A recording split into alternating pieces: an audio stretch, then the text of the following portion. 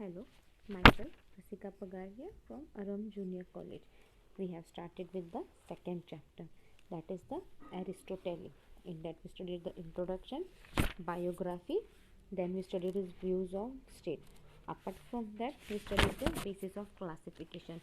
It has been classified in three ways, that is rule by one, in that monarchy और corrupted one में रहेगा तो tyranny.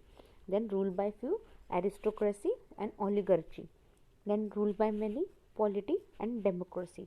Then we studied Aristotle's cycle of political change, like how the government goes on changing, how like अलग अलग like monarchy आती है, फिर tyranny आती है, फिर again it turns into aristocracy, oligarchy, then polity and democracy. It keeps on changing. We saw this in last lecture. Now अभी इतना सब अपन ने देख लिया, तो there might be some criticism, there are some drawbacks of this Aristotle's classification of state, right? So let's look what are its drawbacks, that is criticism of the Aristotle's classification of state, explained with following points.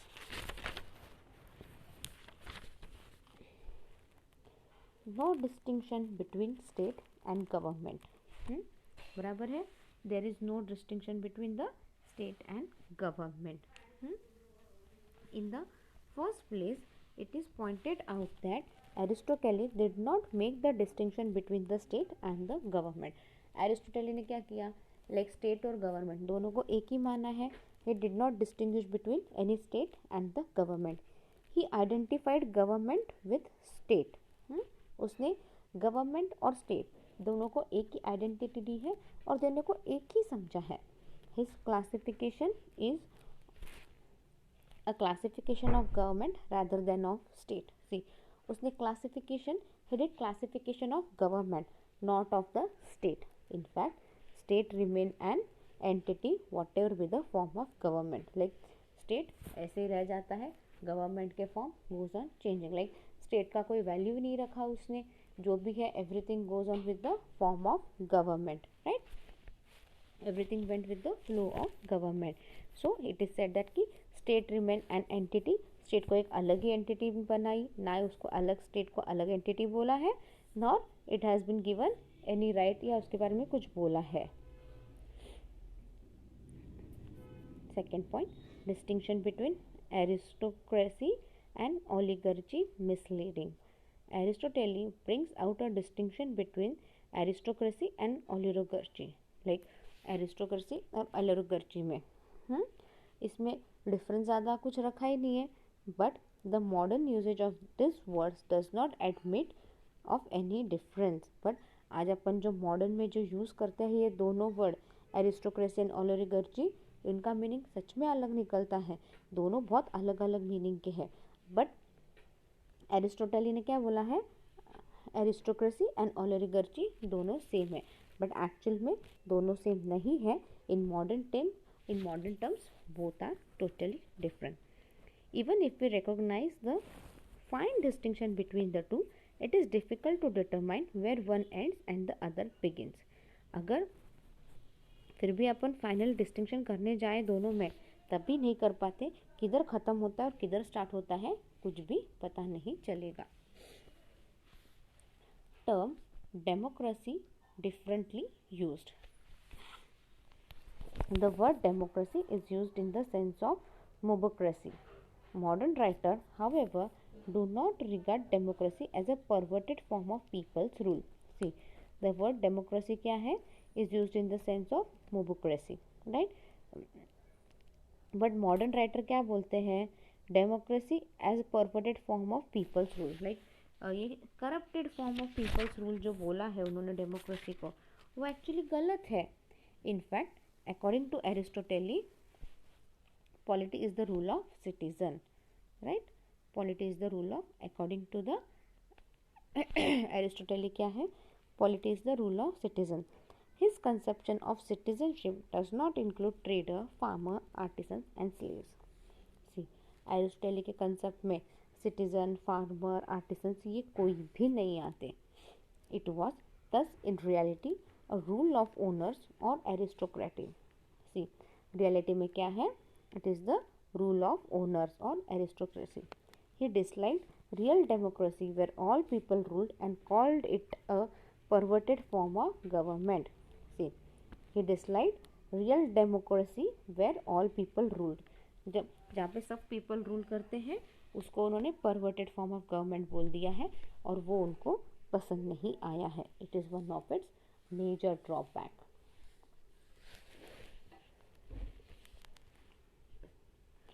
No place for mixed government. The classification does not fit in with modern political conditions and with governmental organizations which are of mixed nature and combine all the three elements of monarchy, aristocracy and democracy. यहाँ पे जो classification है वो actually modern political में fit ही नहीं होता. Like पहले monarchy आएगी, फिर एरिस्टोक्रेसी आएगा, फिर डेमोक्रेसी आएगा. मॉडर्न इसमें ये फिट ही नहीं होता. बराबर है ना? आज अपने यहाँ पे डेमोक्रेटिक फॉर्म ऑफ गवर्नमेंट चल रहा है, वही चल रहा है ना. Did it ever change? इसमें कोई चेंजेस आया क्या? कभी मोनार्ची आई लाइक एक ही इंसान हर जगह रूल करेगा, कभी ऐसे कुछ हुआ है क्या? नहीं हुआ है. So it did not change. But aristocracy क्या बोल रहे हैं? The form of government went on changing continuously. Like it is like goes in the form of cycle. Cycle से it goes in a circle way, just like a cycle of wheel of the cycle. No classification does not fit in with modern political conditions and with governmental organization which are of fixed nature and combine all the three elements of the monarchy, aristocracy and democracy. This combination of all the three elements can be seen in the form of present British government which is a combination of monarchy, aristocracy and democracy. See, ये जो तीनों का combination है वो at present अभी फिलहाल आपको कहाँ देखने मिलता है? You can see this in the British government which is the combination of three. The monarchy is represented by the king or queen. ये जो monarchy है it is represented by the king or the queen. House of Lords represents the aristocracy and the House of Commons represents democracy. See, British government कैसा है? House of Lords represents the aristocracy and House of Commons represents democracy. In exhaustive classification, according to Seeley and Leacock, Aristotle's classification is not exhaustive. See, according to Seeley and Leacock, Aristotle's classification क्या है? It is not exhaustive. Aristotle was a philosopher of the city-state and therefore could not anticipate the vastness and complexity of modern state. See, aristocracy क्या था? He was a philosopher and he belongs to a city state. और तो फिर उनको modern state के बारे में, modern state कैसा रहेगा, कितने कॉम्प्लेक्स, कितने उसमें कॉम्प्लेक्सिटी वगैरह रहते हैं, इसके बारे में उसको कोई नॉलेज नहीं था. इसके बारे में उसने कुछ बोला ही नहीं था. वो जिधर रहते थे एरिस्टोक्रेसी जहाँ पे रहते थे सिर्फ उन्होंने उसी का बोला है, उसी सिटी स्टेट के बारे में बोला है. बाकी जो मॉडर्न स्टेट है उसके जो प्रॉब्लम्स है उसके पर तो कोई बात ही नहीं की है उन्होंने. Hence, his classification is out of date and cannot apply to the forms of government which obtained in the modern era. See, इसलिए बोल रहे उनका जो क्लासिफिकेशन है वो आउट ऑफ डेटेड है और आज के गवर्नमेंट को वो अप्लाई कर ही नहीं सकते. सच्ची है ना? आज का अपन ऐसे government keep on changing, like पहले मोनार्ची, फिर ओलिगोपोली, फिर डेमोक्रेसी, ऐसे चेंज करते रहेंगे गवर्नमेंट तो इज इट फ्रूटफुल? नहीं. ऐसे एक्चुअली इंडिया में तो ये पॉसिबल है ही नहीं अपने यहाँ पे. राइट? सो मॉडर्न ज़माने में applying this rule is just a wastage. Then next is 6th point is classification unrealistic. Aristocratic classification of state is unscientific as it is based on number of people in whom the power are vested and then it lays too much emphasis on ethnic which is a matter of individual judgment. See, aristocracy क्या है? Classification उनका कैसा है? It is unscientific क्योंकि it is based on number of people. अपन ने देखा ना, if it is rule by one it is monarchy और परवर्टेड में tyranny, rule by few aristocracy, oligocracy, rule by money, polity and democracy. ये अपन ने देखा। सी रूलिंग भी कैसे है, नंबर ऑफ पीपल, कौन कितना रूल करेगा। तो एक्चुअली ये पॉसिबल रहता है कि हर जगह, कभी कभी this is unscientifical, this is just a wastage, not possible. As for example, whether a particular monarchy is good or bad is a matter of subjective judgment. अभी पर्टिकुलर मोनार्ची, पर्टिकुलर किंग, वो जो भी चल रहा है वो good and bad, ये क्या है, it is just a matter of subjective judgement. One में से ही इज़ बैड, yet another में से he is good. So in the case with aristocracy and oligarchy, polity and democracy. See, इसलिए क्या बोल रहे हैं, एक बुरा अच्छा जो भी है, अभी हर किसी का नज़रिया अलग अलग रहता है। अगर किसी का नज़रिया अच्छा रहता है तो उसको वो रूल अच्छा लगेगा, अगर किसी का नज़रिया ख़राब रहता है तो will say it is bad. So in case of so is the case with aristocracy and oligocracy, polity and democracy. States are classified differently. Aristotle obligates the distinction between state and government. ओलिगर उसमें क्या किया उन्होंने, Aristotle, उन्होंने state और government कुछ ज़्यादा difference किया ही नहीं है। He classified only government of his own time while he talked of state. See उन्होंने उनके टाइम के गवर्नमेंट का ही क्लासिफिकेशन किया है, राइट। उनके टाइम क्या गवर्नमेंट था, कैसा था, सिर्फ उन्होंने उसका क्लासिफिकेशन किया है, स्टेट का क्लासिफिकेशन नहीं किया, स्टेट के बारे में कुछ नहीं बोला। अच्छा, आज उनके टाइम का ये सब ऐसा था, आज मॉडर्न टाइम में, today in the model era, in the model world, is it possible to do such classification? No, it is absolutely not possible. In fact, states can be classified as national states or multinational states, secular state or theoretic states, unitary और federal state. See उन्होंने सिर्फ government को classify किया है, like aristocracy, monarchy, democracy, इन सबको उन्होंने state, सारा खाली जो क्लासिफिकेशन हुआ है वो सिर्फ गवर्नमेंट का क्लासिफिकेशन हुआ है, स्टेट का तो क्लासिफिकेशन कुछ हुआ ही नहीं है। But actually even the states can be classified, states can be classified as national state और मल्टीनेशनल स्टेट, सेक्युलर स्टेट और थेरोटिकल स्टेट, यूनिटरी और फेडरल स्टेट। बट स्टेट का कोई क्लासिफिकेशन है, जबकि इतने सब में से कुछ ना कुछ तो क्लासिफिकेशन आराम से हो सकता था, बट एक्चुअल में उन्होंने किया नहीं है। ही उन्होंने सिर्फ क्लासिफिकेशन गवर्नमेंट का किया है।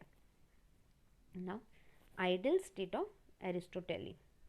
In the portrayal of his ideal state, Aristotle clearly felt the impact of Plato, even though he was more practical and realistic than Plato. In the portrait of his ideal state, Aristotle clearly क्या बोला है, उन्होंने प्लेटो जो भी है clear thought बोला है, even though प्लेटो का बहुत रियलिस्टिक है।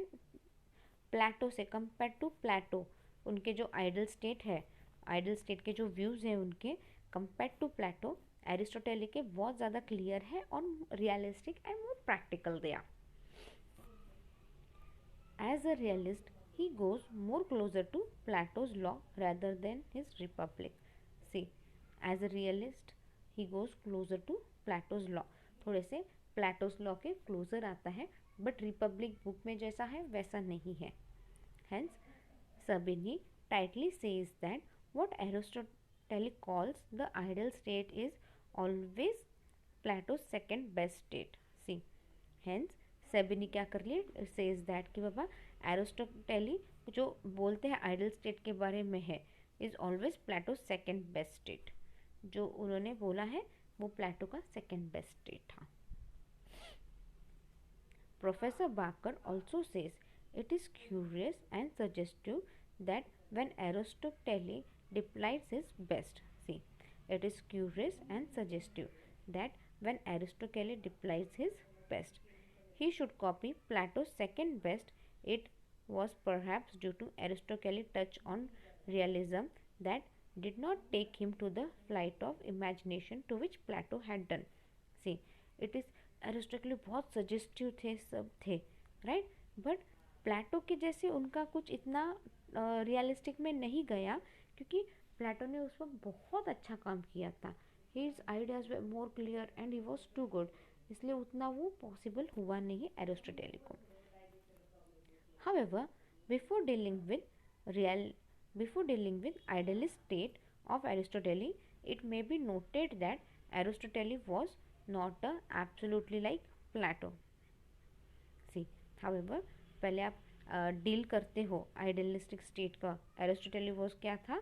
ही was not that. Aristotle was not that an absolute like Plato. He asserted that it cannot be pronounced as to which the best government to particular society without taking into account the special nature of the people. अभी Aristotle क्या बोल रहे हैं यहाँ पे कि बाबा आप government particular society के लिए बनना चाहिए. बट जब तक वो पर्टिकुलर सोसाइटी के लिए नहीं बनेगा तब क्यों बनना चाहिए? क्योंकि हर जगह लोग अलग अलग रहते हैं, राइट. हर जगह हर सोसाइटी में लोग एक जैसे रहते हैं क्या? नहीं. सोसाइटी में कैसे लोग रह रहे, क्या रह रहे, उसके हिसाब से आपकी गवर्नमेंट थोड़ा सा एडजस्ट होना चाहिए. For example, if a community has a single outstanding person with predominant virtue, the aristocrat is the best suited government. But if there is a multitude of people possessing the ability to rule, the best government for them is polity. See, example उन्होंने क्या दिया है? अगर उस community में एक आदमी रहेगा जो आउटस्टैंडिंग पर्सन है, लाइक आउटस्टैंडिंग पर्सनैलिटी है, बहुत होशियार है, सब कुछ कर सकता है एंड ऑल, ऐसा आदमी है, then you can go with the aristocrats, right. Aristocracy ये आप फॉर्म ऑफ गवर्नमेंट यूज़ कर सकते हो. बट बहुत ज़्यादा लोग हैं जिनके अंदर एबिलिटी टू रूल है, then you can go with the polity. ये अपन ने देखा, rule by few, rule by many, rule by one. Hence Aristotle would tell to take into account the special nature of the people before presiding an ideal state for them. Hence Aristotle क्या बोलते हैं? would like to take into account the special nature of people. तो Aristotle का क्या है? लोगों का special nature है ना, उसको ध्यान में रखा है before presiding an ideal state for them. Second, though Aristotle has natural preference for monarchy as the ideal state because the transcendent virtues is more likely to be found in one man than in any large number, he realized that his ideal is almost impossible to realize and to release, and accordingly prefer a government of high and enlightened virtue in which all men rule and are ruled in turn. See, second में उन्होंने क्या बोला है?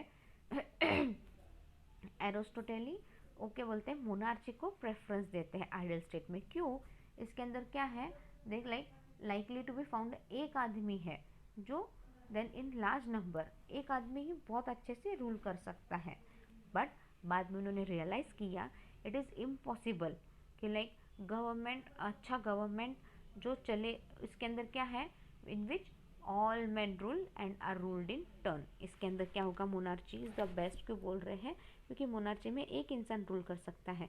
अभी हर किसी में rule करने की कैपेसिटी तो क्या है?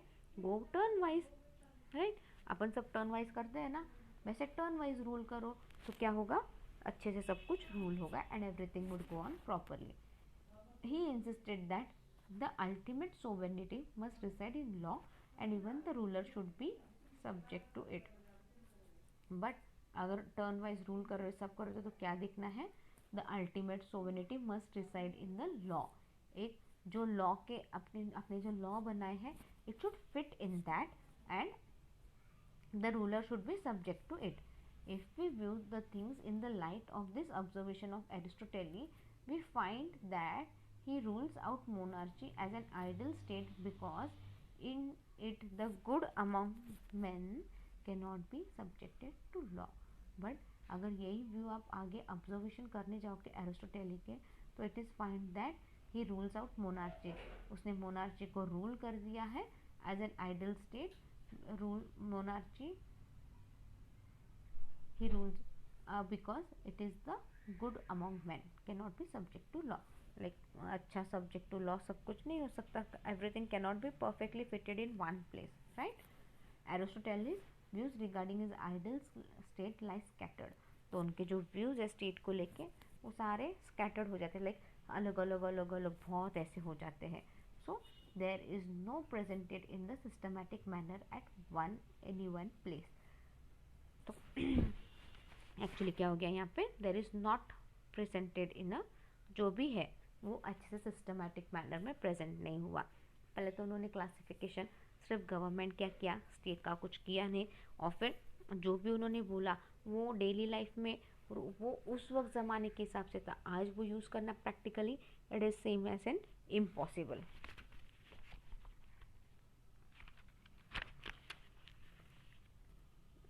देन एक्चुअली नेक्स्ट टॉपिक बहुत बड़ा है. We should continue or we should stop here? I think we'll stop here.